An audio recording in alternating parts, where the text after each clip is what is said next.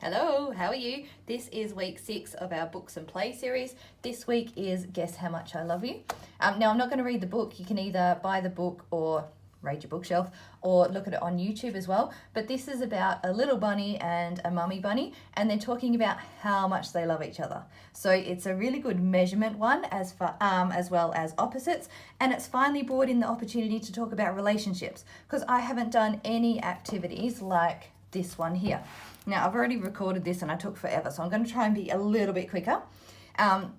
So we've got our family unit here, and then we've brought in different community members and everyday people that we see. Now, the purpose of this activity is to bring up those discussions with your little ones about protective behaviours, my body, my rules, who we're comfortable around, and how our relationships and how we act and behave changes with the different people we're around. So for example, you may hug and kiss your little ones. Some families won't kiss, some families will, so you're going to have different family rules there too. And that may just be for your immediate family. And then extended family are just hugs. And then trusted community members, we move to a wave. Does that make sense? And then your relationship between your child, so you and your child, is going to be much closer, much more relaxed. There's going to be more yelling and screaming than, say, your child and their teacher.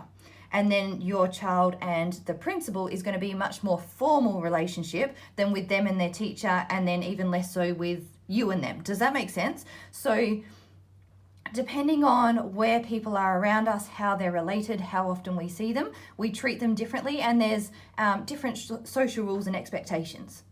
Yes, my two are on the spectrum, so that, and for a lot of kids with ASD, that has to be specifically taught. It's not, they don't pick up on the social like other neurotypical kids will. So, starting with this, this is going to change for every family. How your immediate family looks is going to be very different. I have included these cutouts. Hang on, you can see them there. If you need to print the page twice and then write on, because you may have grandparents both sides, you may have 4 sets of grandparents. So I've tried to include as many as I can, just reprint them if you need to. I haven't laminated these ones because I was going to cut and paste, but it probably would be a good idea to laminate, particularly as relationships change, but as different people come and go in your everyday lives, particularly as well if you're dealing with different kids. So if you've got more than one kid that you're doing this activity with, no, lost that train of thought, that's all right. So let's start. These ones aren't in the circle, I've just got them on the page so you can see them there. So I've got me in the middle. This is not actually me, I'm just going to do a generic family here. So we've got a sibling, dad, mum as immediate family.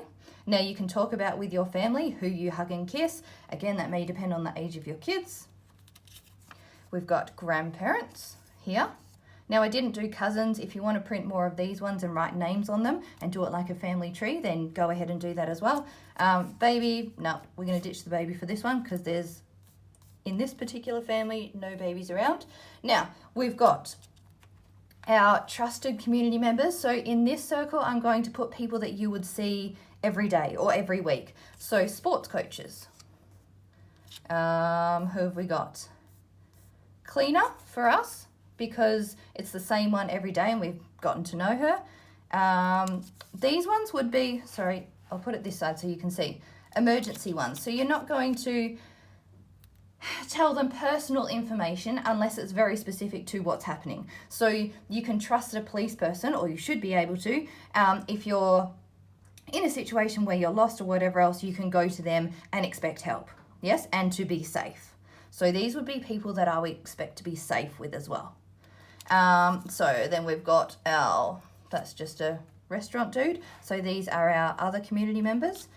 A vet, you presume you wouldn't go there often. I mean, maybe you've built up a long-term family relationship with your vet. Doctor, I would stick in trusted. I specifically don't have, we don't have family doctors. So, it'll depend on your family and who you see. Painter, so that would be, just tradies that come into the house, so I would stick them over here. Now, again, discussing behaviours with these people, these ones, we would talk and feel safe with very specific sort of, does that make sense?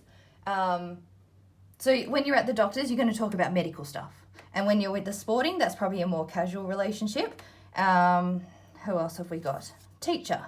That's going to be a more everyday relationship. Maybe we could split both sides there. So these are people you're not going to see often, but you would expect to trust. These are going to be more everyday people that you could probably tell more information to or ask for help. Same with chaplains, pastoral care people. Again, with these people, have those discussions with your little ones and make sure they're feeling safe. Yes, just because people fit into these roles doesn't mean they're always behaving as they should in these roles. That's what I really want you to get out of this activity as well. Just those, that opportunity for discussion. This one, I thought that one was a fridge behind, but it looks like some sort of scientist. I'm just going to pretend it's a checkout chick. So just an everyday shop person. And then I don't know who this dude is. He can go over here too.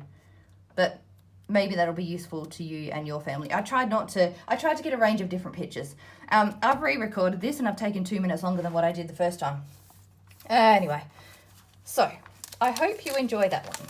There's quite a bit you can do with it too. The discussions will depend on the age of your little ones. Now, for this one, all we need to do is cut out the bunny, but I've got questions and prompts on the sheet there, so I put the printout in my display folder. Now, this one we're going to use to measure big things around the house. So our bunny is our unit of measurement. Yeah. So in the book, they talk about, I love you this much with the arm span, which you can't see my arms out because the camera's too short. Here. There you go. So they've got the arm width. So we're going to use the bunny span to measure, the example I've given you is a bed. So when we go and measure the bed, we could either measure the length or the width or the height. So that's bringing in vocab as well for your little one. So we measure the bunny. You can guess beforehand, so you can predict how long the bed's going to be. So I predict the bed would be about 15 bunnies long and maybe 8 or 9 bunnies wide. And then, it depends on your bed, maybe 5 bunnies high. After you've done that, record it on a piece of paper, and then you can do the difference between the height and the width. So it might be, say, 2 bunnies longer. So then you're bringing maths and subtraction into that. Does that make sense? Let's put the bunny away. And it doesn't have to just be the bed. It can be anything around the house. Now we've brought in another unit. Oh, that's what I meant to say before as well. When we do units of measurement, I can't use, say, 1 bunny, then a pair of scissors, and then a texter, and count that as 3, because our unit of measurement isn't the same length. So your unit of measurement must be exactly the same length. So this is all in the build up to using centimeters, meters. These ones here. So we've got our bunny rulers. So 2, 4, 6, 8, and 10. So you see for each one, the bunny is the same length. So it is the same unit of measurement there.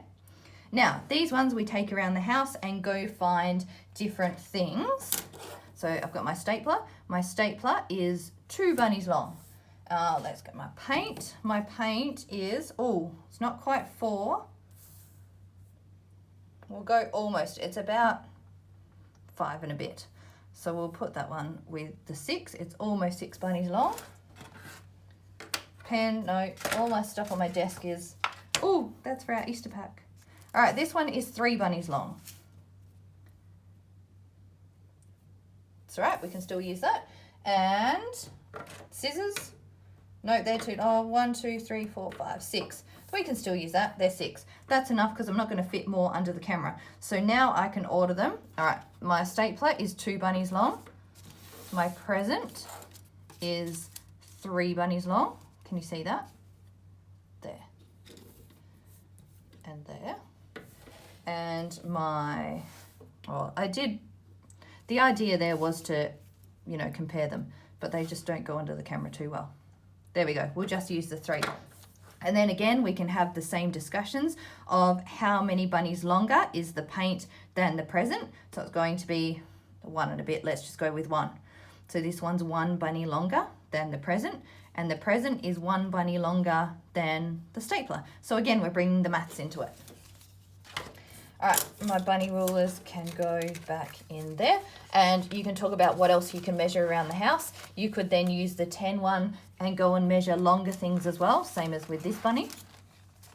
Now this one I'll quickly run through because I don't have room under the camera to go leaping and jumping. This one is bringing in, finally, some gross motor skills, so some whole body movements. We've done a lot of fine motor skills and the English and maths, a little bit of science. Now we're bringing in the gross motor. So, reach high as tall as a tree. So that's from tippy toes to your fingers in the air. Hop as high, high as the sky. Stretch out as wide as a house. Crouch down as small as a mouse. Crawl quietly as low as a beetle. Leap over across the river. So that one was a tricky one to get anything to rhyme that made sense. But these are getting your little one to move in different ways. So we've got leaping, crawling, crouching, stretching, hopping, and reaching. And they also bring in prepositions as well. So directional instructions. All right, matching opposites. I've Velcroed these just on the back there so you can mix them up and put them all together. I just don't want to take too much longer in running through this video.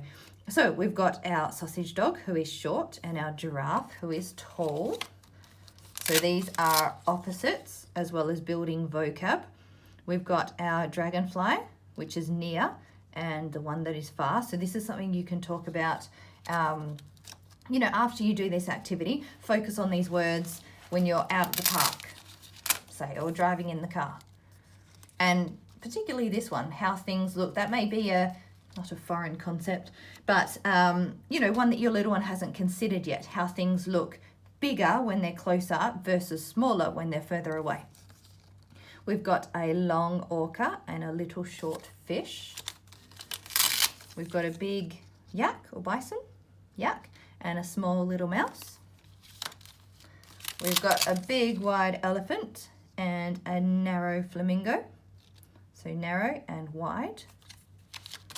And we've got a low centipede creeping on the ground and a high butterfly up high in the sky.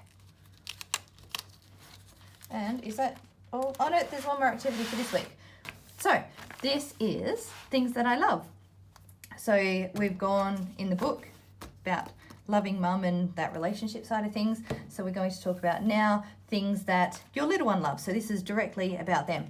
So their favorite thing to do, their favorite toy, their favorite food, favorite color, best friend or closest friend or group of friends. And this is me when I'm happy. So doing something when they are happy. I will leave that for you to fill out because you don't need to know that about me, really. It'll take too long anyway. And yep, educational benefits there. So you'll see more this time in you got a sneak peek at next week's there. Under health, social, and our world, as well as the gross motor. All right, I'm going to stop talking. I went way longer than I planned to. I hope you enjoy this. I hope you get something out of it. And it's good to have a different one. All right, I will talk to you soon. Bye.